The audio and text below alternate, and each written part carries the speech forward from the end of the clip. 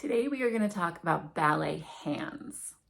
I'm talking about the more traditional shape, not the balancine shape. Balancine hands are rounder and the fingers are more separated than in most other styles.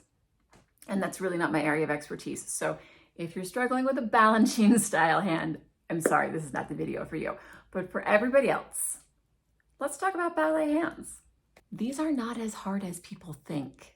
There are a couple of ways that ballet hand shapes are often taught. And the first one is usually used with little kids, where you pinch something between your middle finger and your thumb. This works really well, especially if you want kids to hold their skirt, or you pretend that they're holding little marshmallows, something like that. This is a great way to start for the little pre-ballet classes. But you can't stay here forever. You have to let go of your finger. And that's where people start to overcomplicate this. So one of the approaches that I've seen to help the kids move from pre-ballet hands into like ballet hands is a progression where we're at the fingertip, and then we're at the first knuckle, and then we're at the second knuckle, and then we're letting go. And that makes for like a really, this looks like a bird of paradise. These are very, very spiky hands. Somehow doing it knuckle by knuckle goes from the round softness it just naturally progresses into something like much stiffer. The other approach that I see, I don't love this one. This one is so complicated.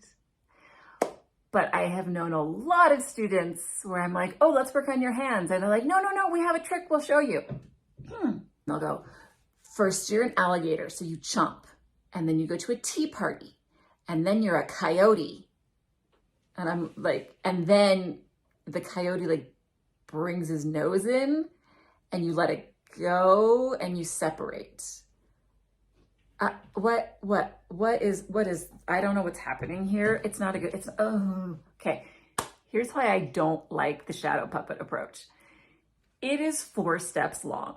So unless you are counting, like the first 4 counts of your exercise are 1, 2, 3, 4, let go, your kids aren't going to do that. Your elementary level kids, they're not going to do that. Their hands are just going to be like somewhere weird.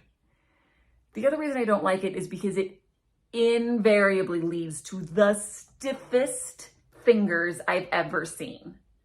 Like, yikes. Super complicated, not even effective.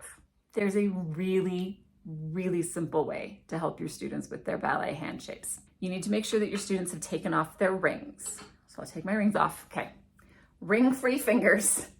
You shake your hands.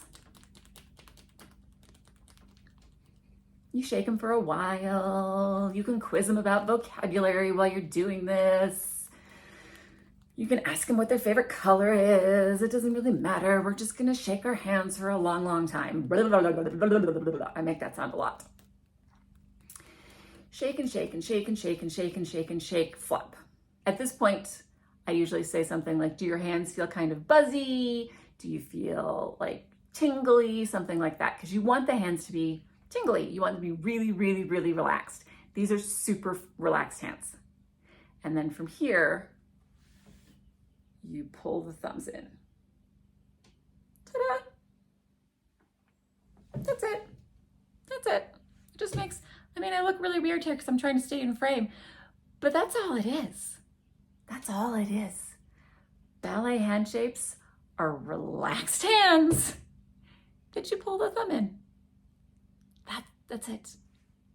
You're welcome. I hope you have a really great class today.